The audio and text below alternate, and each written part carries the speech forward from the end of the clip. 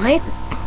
Ja olin tehnyt tällaisen pienen videopostauksen tähän siihen ja sen Ellalle joku meikkivinkit. Teillä se ei ole mitään tyylitajua, että te ette se niinku osaa meikata. Ja vaikka mulla on niinku toisessa korvassa vaan korvis ja toisessa on tällainen heikka, mä huomaattekin.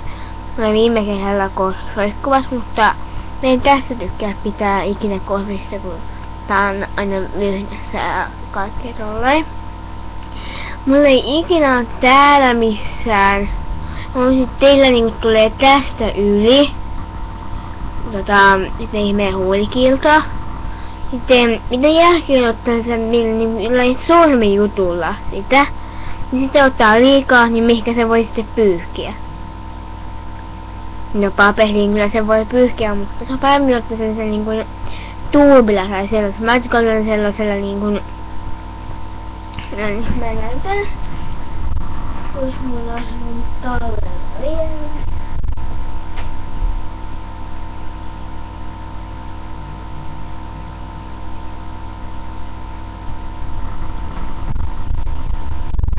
Niin mäkin otan sille kyllä niinku tällä teellä. Tolla teellä. Näkyykö tää?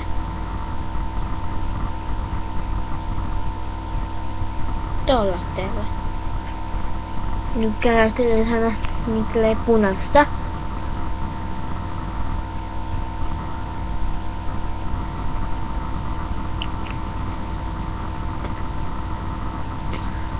Sitten vielä pyyhitän tuon pienen ylimääräisen tuossa sormella. Mulla ei ole ikinä missään niinku täällä. Ja sitten mä huomattiin, että mulla on tää pinkki huivi. Tää on uusi, mä sain sen tänään. Niin saatte kommentoida kyllä tätä aivan mieluusti, jotain kaikki vastaan. Mutta teidän kannattaisi vähän ensin niinku vaikka katsoa peilistä. Eikä teillä ole missään täällä mitään meikkiä. Eikä teillä siis tuu täältä mikään luomiväri ylös. Teillä on oikein sitä turkoosia luomiväriä ihan täällä. No mulla on ihan himmeä, se jos huomaatte. Se ei näy tässä kameralla. Mä tykkään näitä niin himmeitä.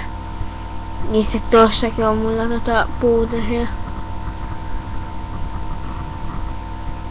Koitin, että mulla olisi täällä puuteria tässä näin.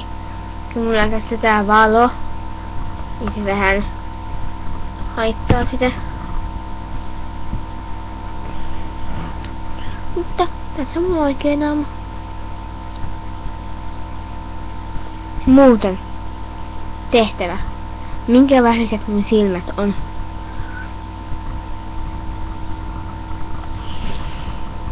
Kiitti jos vastaatte tähän. Mä haluan tietää mun oikein silmien värin, kun kaikki sanoo, että mun silmät on muka ruskeet. Mutta mä en sitä usko.